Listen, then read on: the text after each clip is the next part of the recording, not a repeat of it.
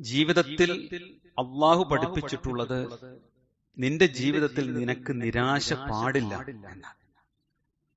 നിരാശ എന്നുള്ളത് ജീവിത ലക്ഷ്യത്തെ മറന്നുകളയും അല്ലെങ്കിൽ മറത്തിക്കളയും എന്നുള്ളത് കൊണ്ട്. അതുകൊണ്ടാണ് റഹ്മാനായ റബ്ബ് ഒരു വിശ്വാസിയുടെ ഏറ്റവും വലിയ പ്രതീക്ഷയായി പരലോക വിശ്വാസത്തെ പഠിപ്പിക്കുന്നത്. നമ്മുടെ ജീവിതത്തിലെ എല്ലാ പ്രതിസന്ധികൾക്കുമുള്ള ഏക പരിഹാരം എന്ന് വേണമെങ്കിൽ പരലോക വിശ്വാസത്തെ നമുക്ക് പറയുവാൻ പറ്റും. എന്തുകൊണ്ട് അങ്ങനെ ഇസ്ലാം പറയുന്നു? യഥാർത്ഥത്തിൽ നാം ജീവിതത്തിൽ നേരിടുന്ന അനീതി നമ്മെ നിരാശരാക്കും. ഒരു രാജ്യം, ഭരണകൂടം, ഒന്നുകൂടി താഴേക്ക് വന്നാൽ നമ്മുടെ ബന്ധുക്കൾ, നമ്മുടെ കുടുംബാംഗങ്ങൾ, അവരിൽ നിന്നൊക്കെ ചിലപ്പോ നീതി ലഭിക്കാതെ നമ്മൾ നിരാശയുടെ കയത്തിലേക്ക് പോകാൻ പറ്റും. അതിൽ നിന്ന് യഥാർത്ഥത്തിൽ അള്ളാഹു പറയുന്നത് അനീതി ദുനിയാവിലേ ഉള്ളൂ, നീതിയാണ് പരലോകം. മാലിക് യൗമിദ്ദീൻ, പ്രതിഫല ദിനത്തിന്റെ ഉടമസ്ഥനായ അള്ളാഹു. ആ യൗമുദ്ദീൻ നമുക്ക് വരാനുണ്ട്, പ്രതിഫലത്തിന്റെ ദിനം. നാം ഏതൊക്കെ നിലക്ക് അനീതിക്ക് വിധേയരായിട്ടുണ്ടോ അവിടെയൊക്കെ നീതി നൽകി പ്രതിഫലം നൽകുന്ന ഒരു ദിനം നമുക്കുണ്ട് എന്നതാണ് വിശ്വാസിക്കുള്ള പ്രതീക്ഷ. അതുകൊണ്ടാണ് എല്ലാ ദിവസവും ആവർത്തിച്ച് അള്ളാഹുവിനെ കുറിച്ച് പറയുമ്പോൾ എനിക്ക് ഒരു ദിനത്തെ ഒരുക്കി വെച്ച ആ നാഥൻ എത്ര പരിശുദ്ധൻ, അൽഹംദുലില്ലാഹ് എന്ന് നമ്മൾ പറയുന്നത്.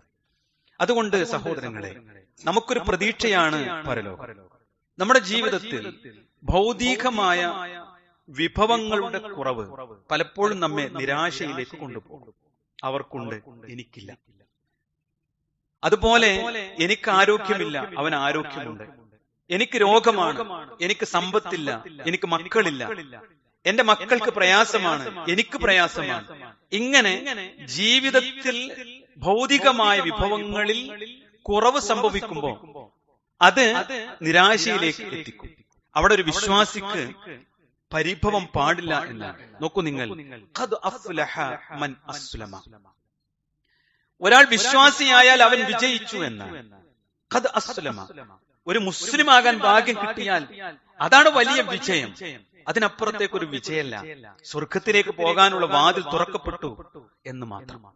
ആ വാതിലിലൂടെ കടക്കുവാനുള്ള ക്വാളിറ്റിയാണ് നമുക്ക് വേണ്ടത്. അള്ളാഹു അനുഗ്രഹിക്കുമാറാവട്ടെ. രണ്ടാമത് വിജയിച്ച മുസ്ലിം ആരാന്നറിയോ? വറുസിഖ കഫാഫൻ, അവന് മതിയായ റിസ്ഖ് കിട്ടിയത് കൊണ്ട് ആ റിസ്ഖ് ലഭിച്ചവൻ.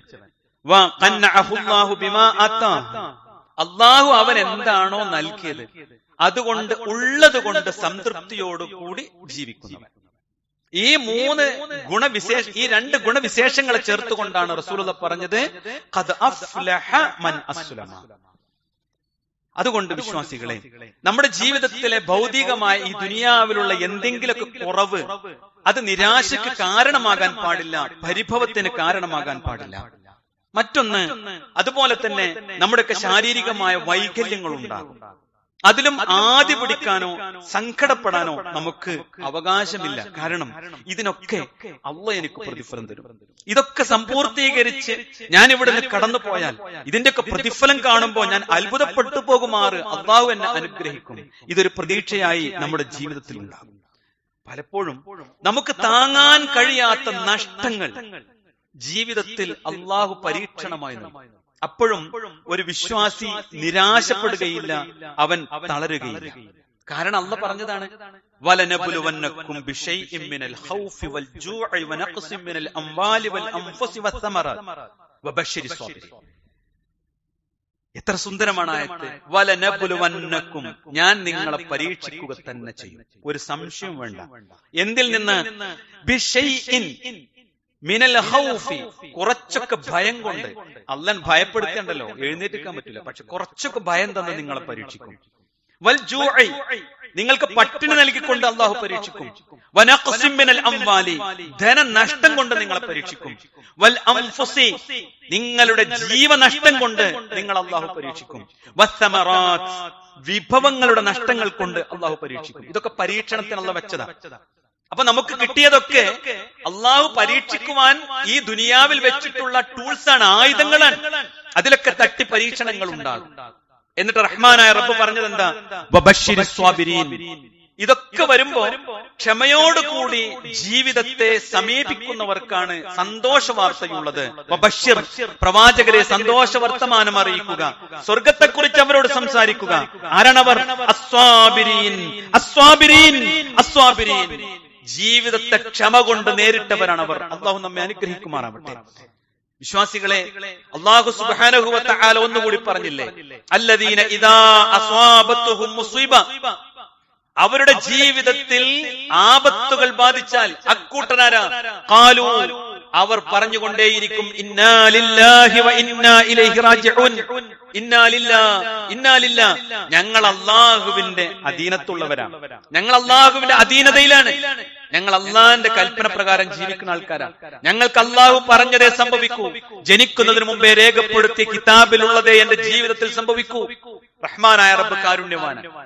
വ ഇന്നാ ഇലൈഹി റാജിഊൻ, അവങ്കലേക്ക് തന്നെയാണ് മടങ്ങേണ്ടവർ എന്ന് അവർക്ക് വിശ്വാസം ഉണ്ടാവുന്നതാണ്. നോക്കൂ നിങ്ങൾ, ഒന്നുകൂടി റഹ്മാനായ റബ്ബ് പറഞ്ഞു അവർക്ക് ലഭിക്കുന്ന അനുഗ്രഹങ്ങൾ. ഉലൈക അലൈഹിം, അക്കൂട്ടർക്കാണ് സ്വലവാത്തും മിൻ റബ്ബിഹിം വറഹ്മ. ശ്രദ്ധിച്ചു കേൾക്കണം കേട്ടോ. റഹ്മാനായ റബ്ബിന്റെ അനുഗ്രഹങ്ങളും കാരുണ്യവും ഇക്കൂട്ടർക്കാണ്. ഉലൈക ഹുമുൽ മുഹ്തദൂൻ, ഇക്കൂട്ടർ തന്നെയാണ് നേർവഴി പ്രാപിച്ചവർ. നിരാശപ്പെട്ടോ? നേർവഴിയിലല്ല. അള്ളൊന്ന് പരീക്ഷിച്ചപ്പോ അതിൽ നിരാശപ്പെട്ട അള്ളാഹുവിനെ കുറിച്ച് ഇഷ്ടമില്ലാത്ത ചിന്തകൾ ഉണ്ടായോ?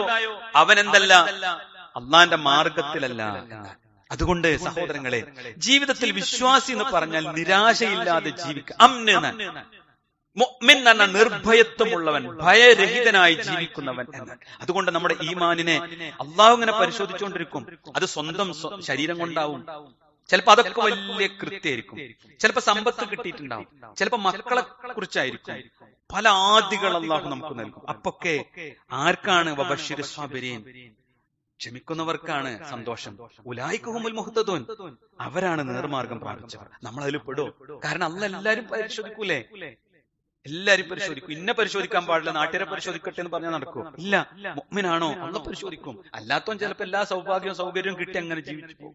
സഹോദരങ്ങളെ, താങ്ങാനാവാത്ത വേദനകൾക്ക് പലപ്പോഴും നമ്മുടെ നാട് സംഭവിക്കാറുണ്ട്, അല്ലെ? ഇപ്പൊ ഈ കഴിഞ്ഞ ദിവസം ജനുവരി ആദ്യ വാരത്തില് മദീനയിലും അബൂദാബിയിലും ഉണ്ടായ വാഹനാപകടങ്ങളെ കുറിച്ച് നമ്മൾ കേട്ടു, അല്ലെ?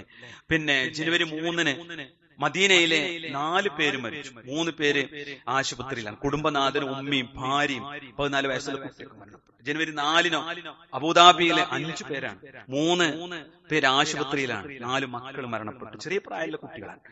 അള്ളാഹു മഗ്ഫിറത്തും മർഹമത്തും നൽകുമാറാവട്ടെ. ഒരു വീട്ടു ജോലിക്കാരിയും മരണപ്പെട്ടു, അല്ലെ?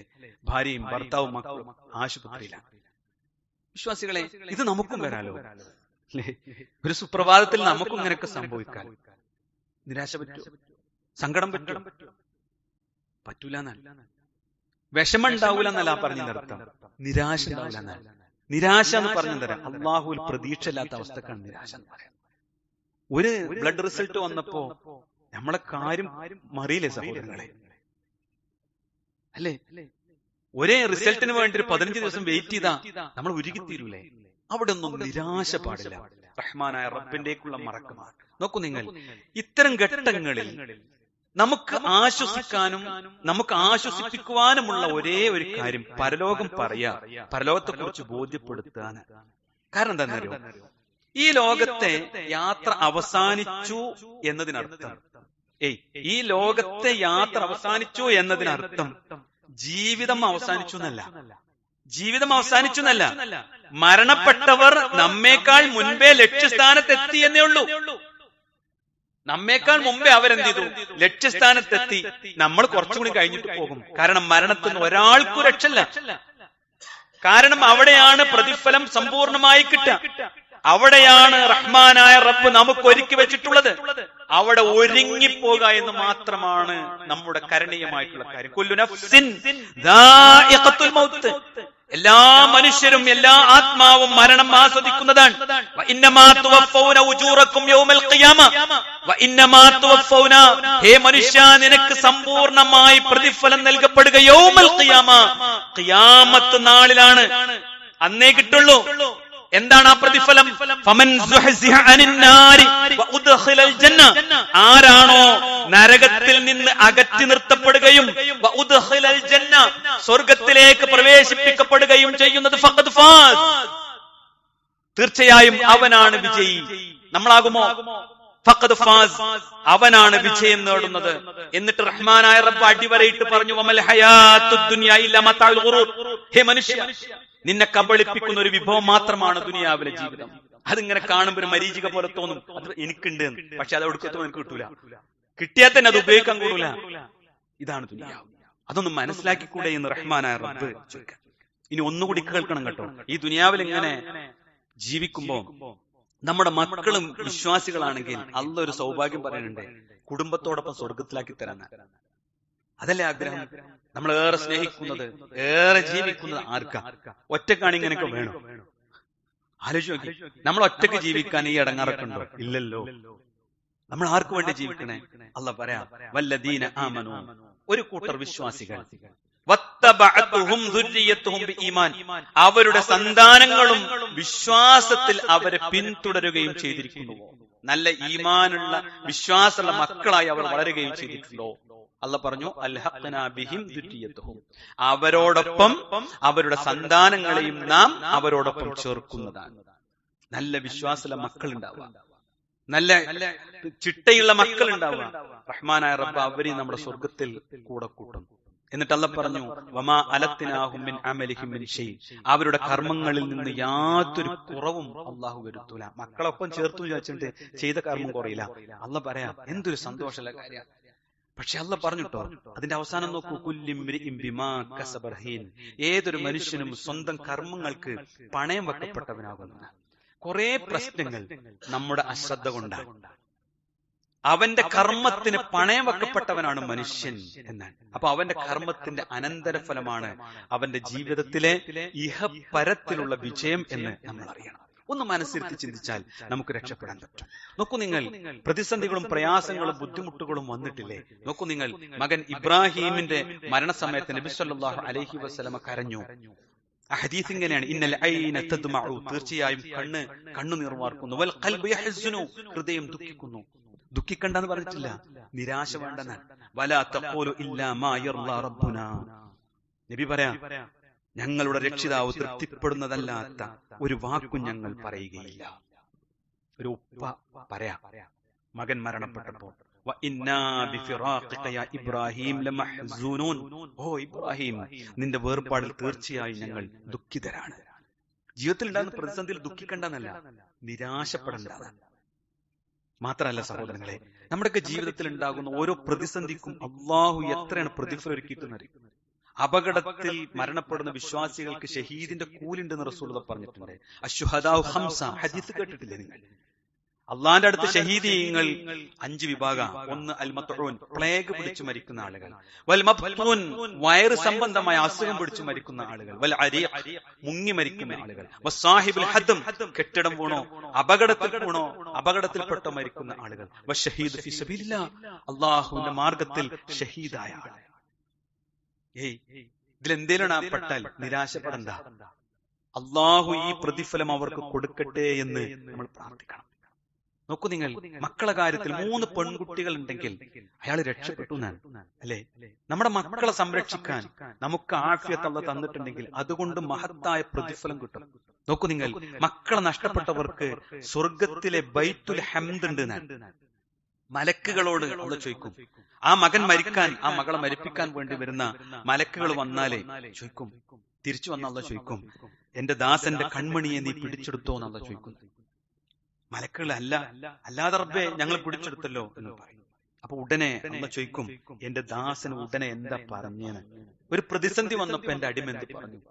ഖാലൂ, ആ മലക്കുകൾ പറയും, ഹമിദക, അല്ലാഹുവേ നിന്നെ ആ അടിമ സ്തുതിച്ചു, ഇസ്തിർജാ നടത്തി, ഇന്നാ ലില്ലാഹി വ ഇന്നാ ഇലൈഹി റാജിഊൻ എന്നവർ പ്രാർത്ഥിച്ചു എന്നാണ്. മകൻ മരിച്ചപ്പോ, മകൾ മരിച്ചപ്പോ, ജീവിതത്തിൽ പ്രയാസങ്ങൾ വർദ്ധിച്ചപ്പോ മനസ്സറിഞ്ഞ് പറയാം, ഇന്നാ ലില്ലാഹി ഞങ്ങൾ അള്ളാന്റെ അടുത്ത് അവങ്കലേക്ക് തന്നെ മടങ്ങും. നോക്കൂ നിങ്ങൾ, അള്ളാഹു അപ്പൊ പറയും, എന്റെ അടിമക്ക് സ്വർഗത്തിൽ വീട് പണിതു കൊടുക്ക്, ബൈത്തുൽ ഹംദ് എന്നതിന് പേരിട് എന്ന് അള്ളാഹു പറയുമെന്നാണ്. പരലോകത്തിന് വേണ്ടി ഒരുങ്ങാന്നുള്ളതാണ് വിശ്വാസികളെ ജീവിതത്തിൽ പ്രതീക്ഷ നൽകുന്ന ഒരു കാര്യം. അല്ല ഈ ദുനിയാവിലെല്ലാം നേടാമെന്ന് വിചാരിച്ചാൽ ആരെങ്കിലും സാധിക്കുമോ സഹോദരങ്ങളെ? ഇല്ല, ആർക്കും സാധ്യമല്ല. അപൂർണമാണ് ദുനിയാവ്. പൂർണ്ണതയെ എല്ലാം നാളെ പരലോകത്തിൽ വെച്ചുകൊണ്ടാണ്. അതുകൊണ്ട് അന്യരിലേക്ക് നോക്കുന്നതിന് പകരം നമ്മിലേക്ക് നോക്കി നമ്മുടെ ജീവിതത്തെ വിലയിരുത്തി ഞാൻ നിരാശയില്ലാതെ പ്രതീക്ഷയോടുകൂടി മുഅ്മിനായി എന്റെ മരണത്തെ ഇന്നല്ലെങ്കിൽ നാളെ എന്നെ കാത്തിരിക്കുന്ന മരണം എനിക്ക് സ്വർഗത്തിലേക്കുള്ള ആദ്യ കവാടമാണെന്ന് തിരിച്ചറിഞ്ഞ് ജീവിക്കാൻ നമുക്ക് സാധിക്കാന്നുള്ളതാണ് ഈ ദുനിയാവിലെ എല്ലാ പ്രശ്നങ്ങൾക്കുള്ള പരിഹാരം. അള്ളാഹു തൗഫീഖ് നൽകി അനുഗ്രഹിക്കുമാറാവട്ടെ.